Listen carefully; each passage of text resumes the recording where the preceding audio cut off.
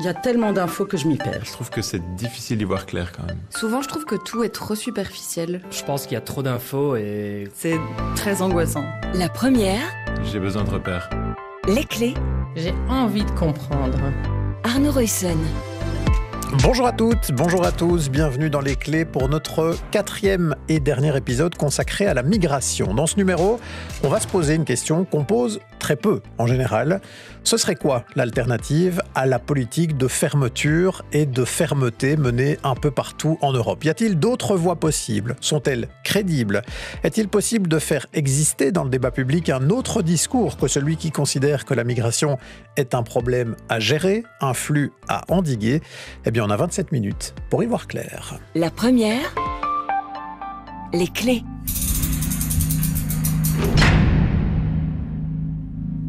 Si vous avez écouté nos 3 épisodes précédents, vous aurez certainement remarqué une constante à propos du discours et de la politique migratoire pratiquée chez nous ces derniers temps. Le maître mot, c'est la fermeture. C'est vraiment important pour mieux contrôler qu'on a des frontières, mieux contrôler. Face à l'immigration légale et illégale, d'abord je défends le principe de la double frontière. Je pense qu'il faut restreindre la libre circulation dans l'espace Schengen. L'Allemagne étend les contrôles à toutes ses frontières. Une mesure exceptionnelle, prise de manière unilatérale par Berlin. On doit fermer la possibilité de demander l'asile après une route migratoire illégale.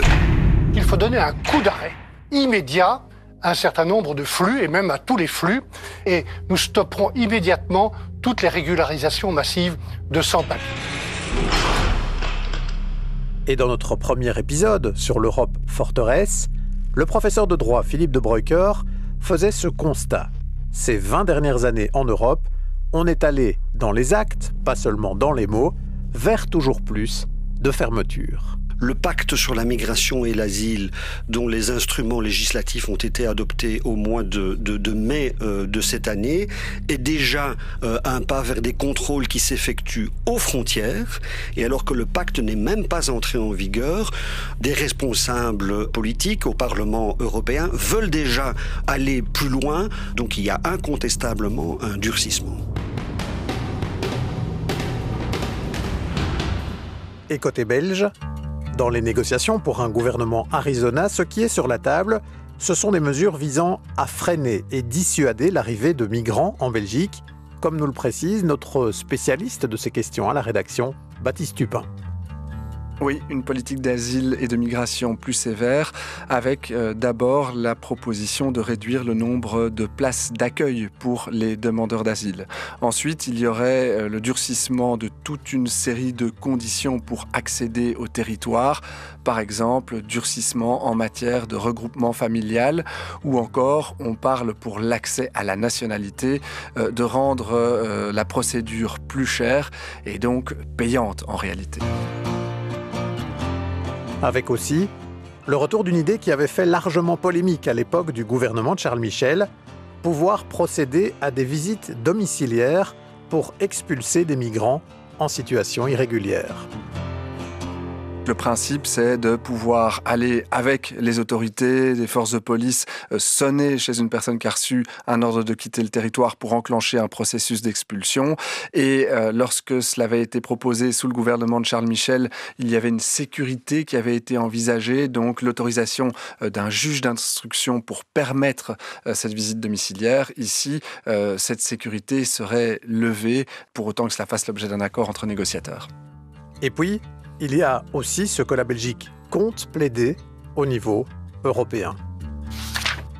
J'ai ici devant les yeux la note qui concerne l'immigration des négociateurs et je peux lire un objectif clé de ce gouvernement est de réduire le volume d'arrivée des migrants et ce message sera plaidé aussi bien au niveau national qu'au niveau européen.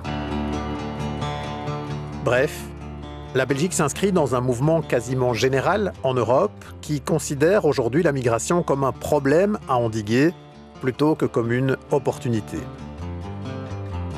Même dans les oppositions au gouvernement en place, il est parfois difficile de trouver des déclarations qui plaident pour autre chose que la fermeture, la limitation des flux et le contrôle renforcé aux frontières. Alors, Est-ce à dire qu'il n'y a pas d'autres voies possibles face aux défis migratoires ? Et si pas, quelles sont les alternatives crédibles alors à cette politique de fermeture ? C'est ce que nous allons explorer à présent.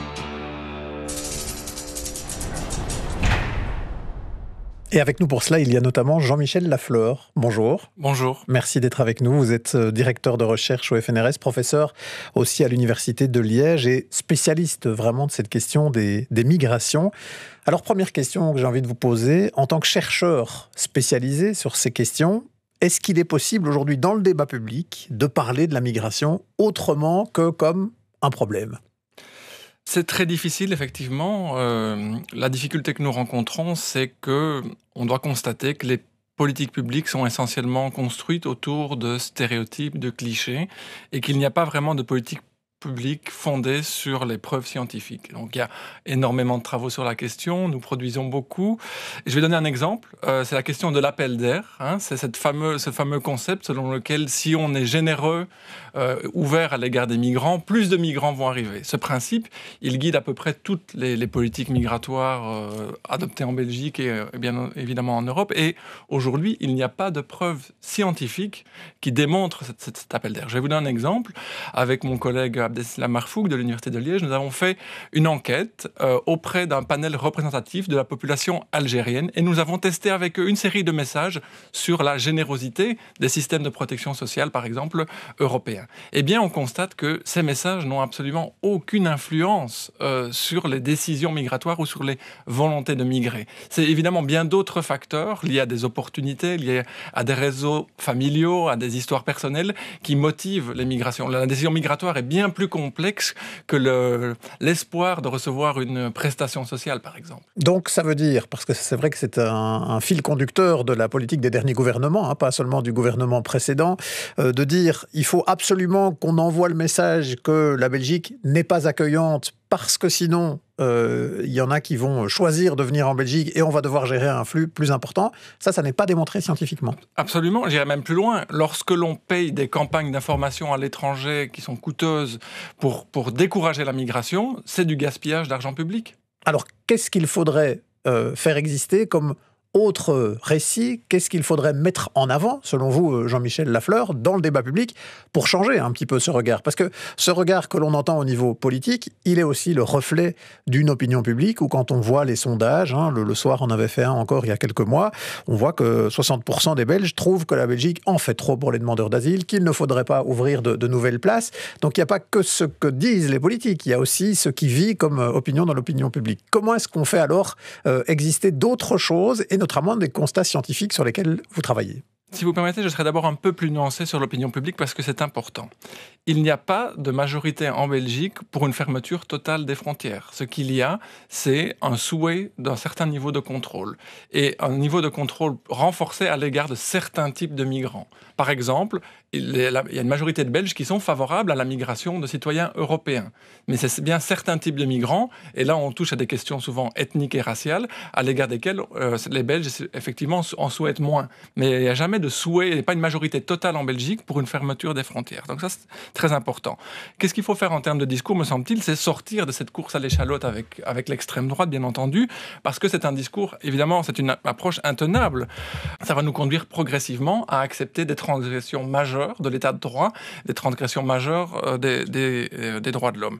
Donc il faut construire un nouveau discours sur la migration en présentant cette réalité comme un élément essentiel de notre prospérité économique. On peut prendre un exemple. Aujourd'hui à Bruxelles, 40% des emplois sont occupés par des personnes étrangères. Si on n'a plus d'immigration en Belgique, c'est l'économie de la ville principale du pays qui s'effondre.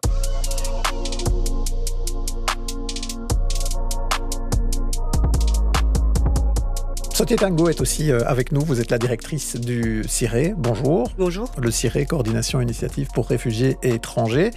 Vous, qu'est-ce que vous avez envie de mettre en avant, justement, puisque c'est le but un peu de cet épisode, pour changer ce regard que beaucoup de Belges ont sur la migration, construit aussi justement parfois par certains discours politiques. Alors, notre souhait, c'est effectivement d'abord de prendre conscience que les idées d'extrême droite donnent le là depuis très longtemps en matière de politique migratoire. Et vous l'avez dit, les partis de gauche comme les partis de droite, les partis politiques peinent à s'écarter de cela qui est donné déjà depuis bien longtemps. Et donc, pourquoi l'extrême droite, vous l'avez traité dans vos premiers épisodes, pourquoi l'extrême droite traite ce sujet? C'est parce que ça lui rapporte. Alimenter les peurs ne fait que rapporter à l'extrême droite. On a quand même ici une situation étayée, chiffrée, documentée sur quelle immigration en Belgique, qu'est-ce que ça pose comme défi majeur parfois, pourquoi ça fait peur à l'opinion publique. Je pense qu'il faut cesser de vendre à l'opinion publique des choses qui ne correspondent pas à la réalité. Parce que un citoyen que l'on effraie avec une culture différente, un danger potentiel, une religion, une origine problématique, eh bien, une partie de l'opinion publique adhère. Jouer sur la peur, c'est très efficace. Donc, il est important que la communication change, et j'ai envie de dire que les autorités nous ont montré qu'elles étaient capables de faire autrement avec l'arrivée des Ukrainiens. Et puisque vous avez justement un peu le temps, là, aujourd'hui, l'occasion dans cette émission, Sautier Tango, qu'est-ce que vous voudriez, vous, mettre en avant pour expliquer pourquoi, comme Jean-Michel Lafleur l'a dit, il y a de vraies opportunités autour de la migration, qu'il y a des enjeux même de prospérité économique, de financement de notre État social, tous ces éléments qui peuvent être reliés aussi à la question migratoire. Oui, alors j'ai envie aussi d'aborder tous ces sujets-là, mais d'abord permettez-moi d'expliquer que l'État crée lui-même le problème, en grosse partie. Parce qu'on a en Belgique une situation où la multiplication des procédures, on sait à quel point il y a beaucoup de lois qui sont adoptées chaque année, la multiplication des procédures, leurs aspects très restrictifs et parfois contradictoires, créent les problèmes qui font peur aux citoyens. Je donne aussi un exemple tout à fait récent qui va parler à tout le monde. Nous sommes intervenus à la demande d'une école bruxelloise. Un de ses enseignants, professeur de sciences depuis 6 ans, est étranger, non européen. Et l'école a raté le délai d'introduction du renouvellement. Donc nous sommes face à une personne qui travaille, qui répond en plus à un besoin en pénurie, qui ne pose pas de problème. Et juste 2 jours de dépassement d'un délai, eh bien ça a rendu impossible le renouvellement de son séjour alors qu'il était en Belgique. Ça dépend de la région aussi. La région nous a dit qu'il faut qu'il rentre dans son pays d'origine et nous on traitera de manière prioritaire. Nous sommes en train de le faire. La région a joué le jeu. Elle a dit en 2 jours, pour moi c'est bon.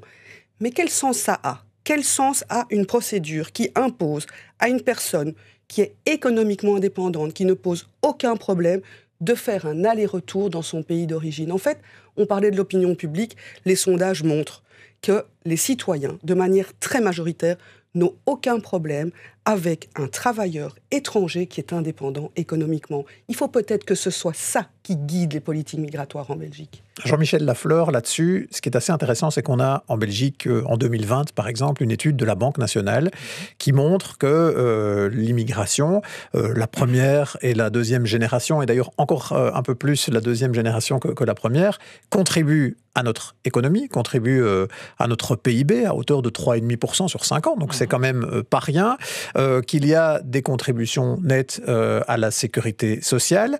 Mais ce que dit la Banque nationale, et ça c'est intéressant aussi dans ce même rapport, c'est que les immigrés pourraient contribuer encore bien davantage en fait à l'économie et au système si on travaillait mieux à leur intégration sur le marché de l'emploi, à leur formation, à leur éducation.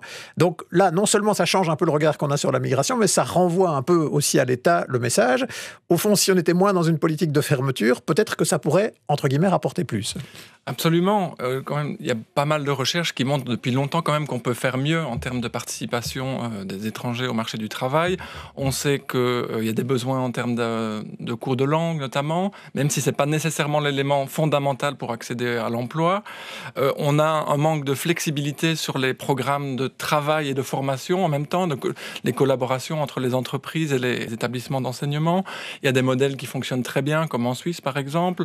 On doit aussi aider les migrants à développer leur réseau interpersonnel parce qu'on sait qu'en Belgique, comme dans d'autres pays, ce sont ces réseaux interpersonnels de connaissances qui mènent à des contacts qui mènent à l'emploi. Donc il y a une série de choses à faire. Et il y a aussi des choses à ne pas faire du tout. C'est par exemple rendre plus difficile l'accès à la nationalité belge. On a entendu il y a quelques jours qu'il y avait un projet sur la table de l'Arizona d'augmenter très fortement les frais pour accéder à la nationalité belge. Eh bien, la recherche montre que lorsque l'on rend l'accès à la nationalité plus difficile, on rend aussi l'accès à l'emploi plus difficile nécessairement, parce que l'accès à la nationalité, c'est un facteur qui guide à l'emploi. On peut dès lors accéder à plus de professions et on est mieux perçu par les employeurs. Donc là, il faut être cohérent. Si on souhaite augmenter le taux d'emploi des personnes étrangères, il ne faut pas prendre des mesures dont on sait, par les travaux scientifiques, qu'elles vont avoir un impact négatif. Oui, quand vous nous dites ça, en tant que chercheur, on a l'impression que là, ce qui s'opère aujourd'hui, c'est potentiellement un cercle vicieux. C'est-à-dire qu'on reproche aux immigrés souvent de ne pas faire assez pour leur intégration. Et si on multiplie les procédures qui rendent plus compliqué le fait d'accéder à la nationalité, mais peut-être aussi d'accéder à certains emplois. Quelque part, on freine là aussi cette intégration, ce qui renforce le discours pour plus tard de dire finalement il ne s'intègre pas. Est-ce qu'on est dans cette dynamique-là aujourd'hui ? Tout à fait dans cette dynamique-là, et c'est bien pour ça qu'un des éléments essentiels, c'est de sortir de ces discours sécuritaires et de ces discours sur l'appel d'air et sur les coûts de la migration, et plutôt de créer un nouveau narratif sur le lien entre la migration et notre prospérité commune à tous, migrants et non-migrants. Et pourquoi est-ce qu'on n'y arrive pas à faire ça, selon vous, Sautier Tango, aujourd'hui, de construire ce nouveau narratif qui, par exemple, sur l'enjeu économique, mais il n'y a pas que l'enjeu économique, évidemment, peut s'appuyer sur des faits concrets et démontrables. Parce que je pense qu'on se fait convaincre par des choses contre-intuitives. C'est contre-intuitif. Il y a une étude toute récente par l'ULB qui montre à quel point, quand on restreint les politiques d'intégration, on alimente la xénophobie. Et à contrario, plus on travaille sur des politiques d'intégration, il faut rappeler que le regroupement familial fait partie des politiques d'intégration, plus on favorise une cohésion de la population. Je pense que les autorités politiques doivent oser, et on est en quasi début de législature, doivent oser prendre un petit peu de hauteur et adopter des mesures qui vont porter leurs fruits pendant cette législature. Et cesser, comme Jean-Michel Lafleur le dit, cette course à l'échalote de plus de restrictions pour essayer de donner des gages à l'extrême droite, des gages à l'opinion publique. Donc il va falloir oser réinventer des choses, oser assumer que restreindre le regroupement familial, même si on a l'impression que c'est du bon sens, va avoir l'effet inverse à l'objectif souhaité. Il va falloir aussi assumer peut-être de respecter les décisions de justice, les lois qui sont les nôtres. Et pour l'instant, on a quand même une tendance très très inquiétante en la matière. Bon, on va s'arrêter alors maintenant sur un cas très particulier en Europe, celui de l'Espagne, là où on a, et on en a entendu tout un florilège dans le début de l'émission, surtout des discours de fermeture. Il y a un pays qui vient d'avancer avec des lois pour une prochaine régularisation des sans-papiers. Et ça, c'est Sarah Pousset qui va nous l'expliquer.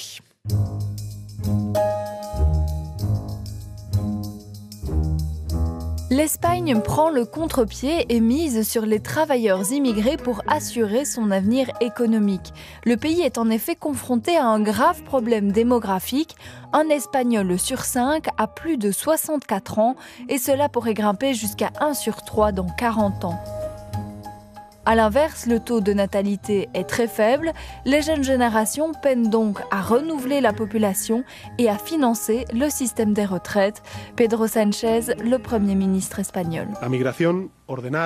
Une migration ordonnée, responsable et bien gérée, autrement dit une migration légale, est la réponse aux défis démographiques auxquels l'Europe et l'Espagne sont confrontées. C'est pourquoi nous devons être clairs quant à notre compétitivité actuelle et future. La croissance économique de notre pays, la durabilité de notre modèle de protection sociale dépendent aussi de la migration.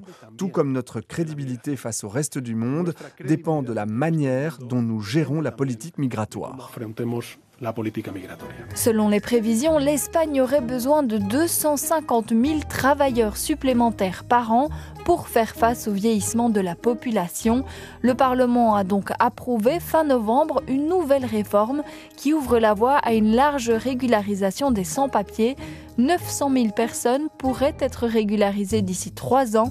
Elma Seis, ministre espagnole des Migrations. Comme l'a dit le Premier ministre Sanchez il y a quelques semaines, l'Espagne doit choisir entre être un pays ouvert et prospère ou un pays fermé et pauvre. Et nous avons choisi la première option. C'est pourquoi il y a déjà 2,9 millions d'étrangers qui paient des cotisations mensuelles à la sécurité sociale. Ils représentent 13,6% du nombre total d'affiliés, soit 2 points de plus qu'il y a seulement 2 ans. La dernière large régularisation des sans-papiers en Espagne date de 2005.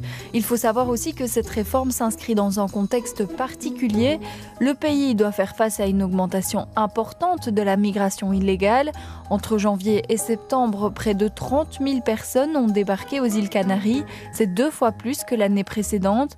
Et en parallèle, l'Espagne accorde très peu l'asile. Seulement 12% des demandes de protection internationale ont été acceptées l'année dernière. C'est un des taux les plus bas d'Europe. Le solde de personnes en situation illégale est donc très important dans le pays.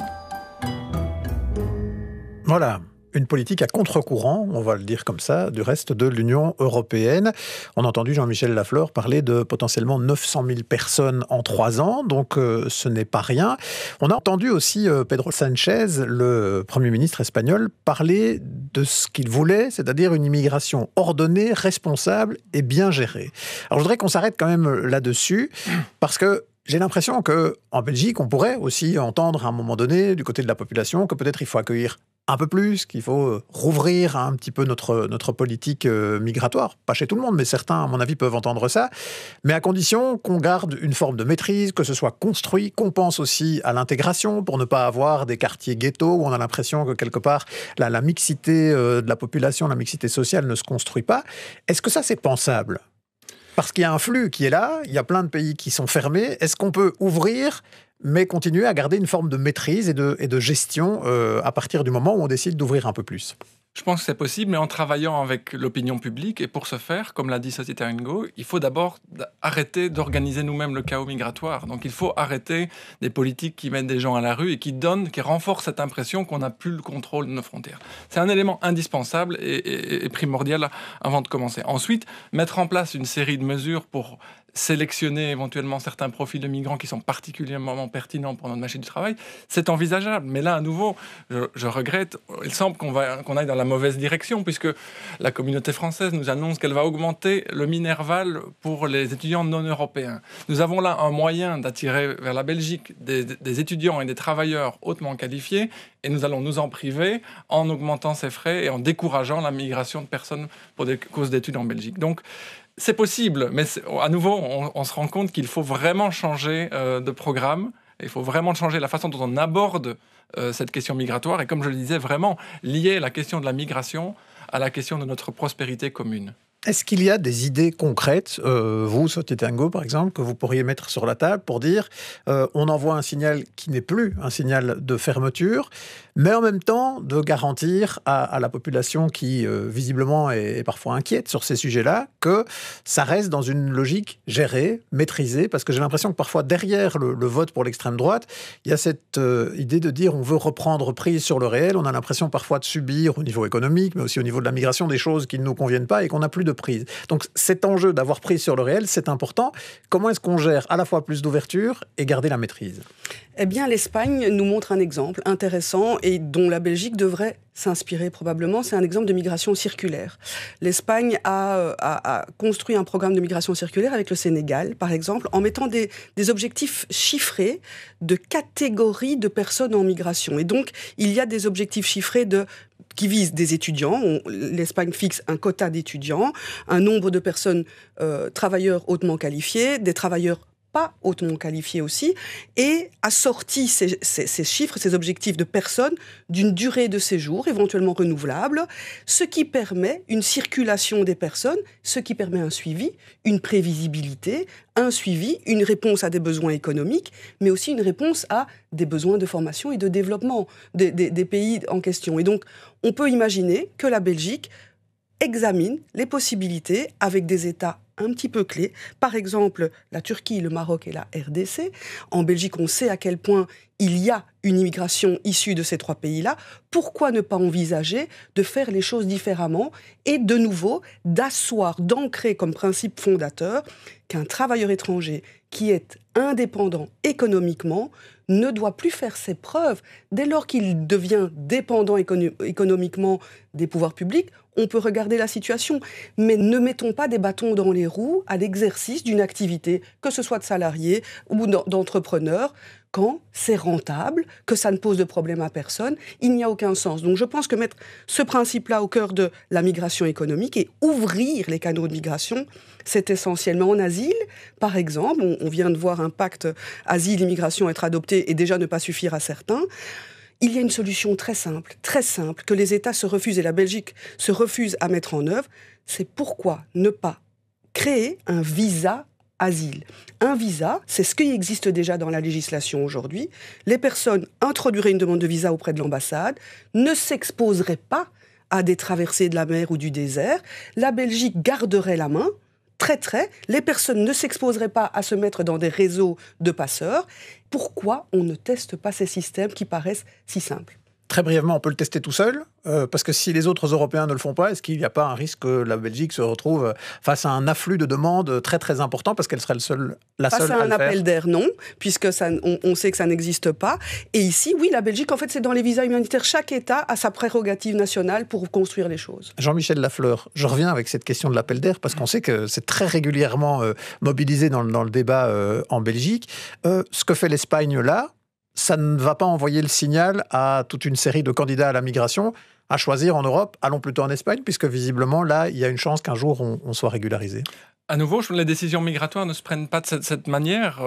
Les décisions se prennent parce qu'on a des contacts particuliers, parce qu'on parle une langue, parce qu'on veut accéder à une formation, parce qu'il y a des connaissances familiales, etc. C'est un facteur parmi d'autres qui peut jouer, mais qui n'est pas le facteur déterminant. Donc ça peut jouer, mais pour vous, c'est pas ça qui va faire que l'Espagne va se retrouver avec un afflux incontrôlable dans les années qui viennent. Non, mais si cette régularisation n'est pas menée avec une autre politique européenne en même temps, évidemment, les migrations irrégulières vont continuer.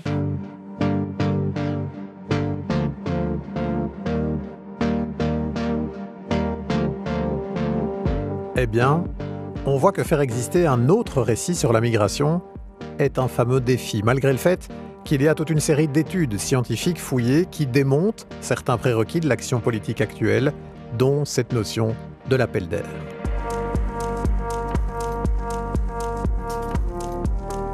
On retiendra de cet épisode cet appel de nos deux invités à en revenir aux faits et non aux fantasmes, à capitaliser aussi sur ce qui fonctionne, et notamment le fait que l'intégration par le travail peut donner d'excellents résultats, à condition que l'État lui-même ne mette pas des bâtons dans les roues de ceux qui veulent justement travailler et devenir financièrement autonomes. L'OCDE a d'ailleurs plusieurs fois pointé la Belgique du doigt comme très mauvais élève en matière d'opportunités d'accès à l'emploi pour les immigrés.